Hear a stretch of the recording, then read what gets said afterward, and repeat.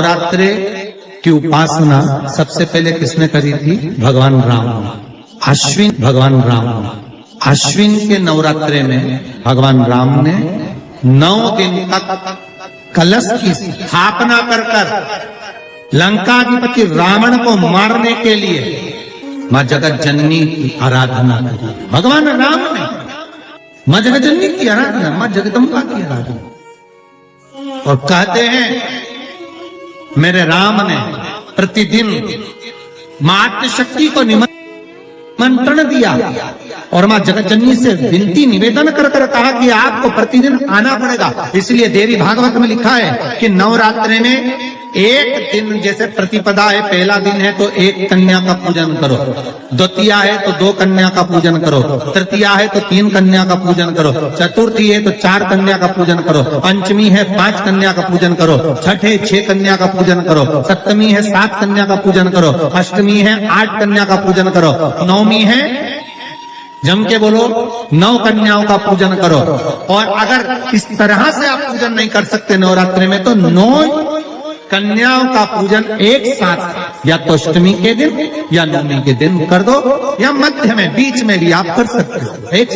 पर अगर आपकी कोई कामना है, आपकी कोई इच्छा है, मालूम पड़े, जैसे कई लोग कहते हैं कि हमारी इच्छा है, हमारी वो मकान नहीं बिक रहा, या हमारी वो जमीन नहीं खरीदी जा रही, या हमारी कोई कंपनी नहीं डल रही, या हमारे काम में ये अड़चन आ रही है, तो नवरात्रि में 4 नवरात्रि में से किसी भी नवरात्रि में आप नियम बना लो कि एक कलश की स्थापना कर एक दिन में 1 कन्या का पूजन कर उसको भोजन कराना, लाल वस्त्र देना, लाल चुनरी देना।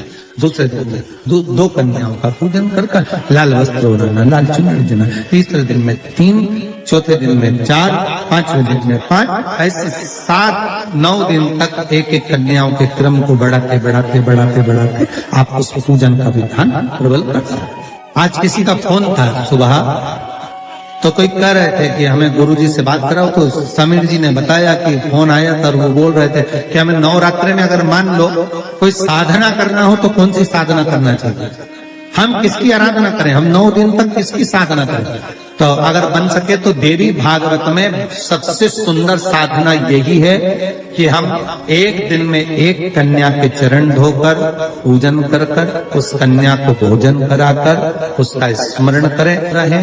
तब आप किसी कन्या को 1 दिन में 1, 2 दिन में 2, 3 दिन में 3, 4 दिन में 4, 5 दिन में 5, ऐसे नवरात्रि 4 बार की नवरात्रि आती, किसी भी नवरात्रि में आप स्मरण करें, उसका फल मिलेगा, उसका फल होगा। शिव पूजन का विधान क्या है? पुलस्त बाबा ने कहा जिस दिन मन में श्रद्धा और विश्वास दोनों प्रबल हो जाए, शंकर भगवान की जैसी मर्जी पड़े वैसी पूजन। स्त्री के लिए, नारी के लिए पुलस्त ऋषि कहते हैं भगवान को रिझाने के लिए विधान की जरूरत स्त्री को नहीं है, नारी को विधान नहीं। अच्छा एक बात बताना, बहुत सुंदर बात है, थोड़ा विचार कर बताना। आपकी गोद में छोटा सा बच्चा है, उसने गंदगी कर, आप मंदिर में हैं, महाकाल दर्शन करने गए, छोटे से बच्चे ने छीछी कर दी, गंदगी कर दी, जो भी करना था उसने कर दिया, आपने उसके कपड़ा चेंज कर दी, वापिस जाओगी, नहाओगी, उसके बाद दर्शन करोगी, उसके बाद जल चढ़ाओगी, जाकर नहाकर जल चढ़ाओगी क्या? नहीं। क्यों? क्योंकि छोटा बच्चा अगर गंदगी भी कर देता है, छोटा बच्चा अगर कुछ कर भी देता है तो परमात्मा ने कह रखा है इसके लिए सब माफ है। उसी तरह आप बच्चा काम, लोभ, आसक्ति, तृष्णा, वासना से दूर है, जब तक वो माया में नहीं पड़ा। हाँ, उसके बाद बड़ा हो गया और उसने गंदगी करी तो आपको फिर आप स्नान करना पड़ेगा, पर जब तक वो गोदी में है, वो कुछ भी करता है, उसका कोई दोष नहीं है। जितनी माताएं हैं परमात्मा ने इनको कह रखा है केवल रजस्वला धर्म के वो 7 दिन आपको शिव का स्पर्श नहीं।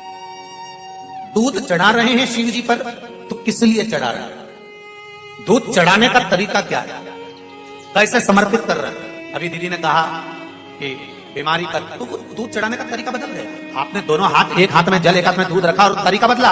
अभी तक आप दूध चढ़ा रहे थे तो ऐसे चढ़ा रहे थे, अर्थात किस जगह पर व्यक्ति पड़ा हुआ है, कोमा में है, वेंटिलेटर पर है, आईसीयू में है, उसका तरीका बदल जाता है दूध चढ़ाने का। दवाई देने का भी तरीका बदल जाता है। अभी तक तुम धन प्राप्ति के लिए, व्यापार वृद्धि के लिए दूध चढ़ाने का स्थान चेंज हो जाता है।